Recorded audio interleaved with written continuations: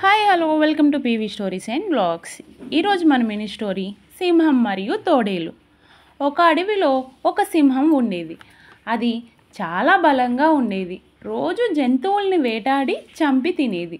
ఒకరోజు ఒక తోడేలు సింహం దగ్గరికి వచ్చి ఇలా అంది, సింహం రాజుగారు, మీరు వేటకు వెళ్ళకండి.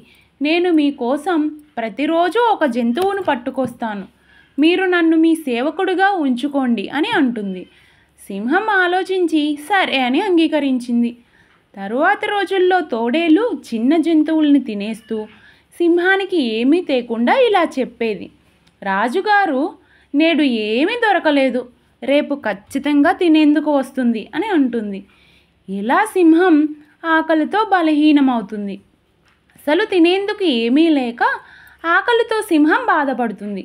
ఒకరోజు సింహం తోడేలు లేని సమయంలో ఒక గుహలోకి వెళ్ళి చూస్తే అక్కడ తోడేలు పంది మాంసం తింటూ కనిపించింది.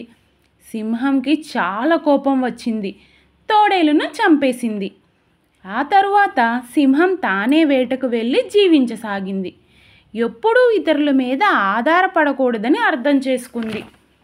వేరొకరిని నమ్మి మన పని వదిలేస్తే మనకే నష్టం జరుగుతుంది. మీరేమంటారు? కామెంట్ సెక్షన్లో కామెంట్ చేయండి. స్టోరీ నచ్చితే ఛానల్ని లైక్ చేయండి, షేర్ చేయండి, సబ్స్క్రైబ్ చేసుకోండి. Thank you for watching.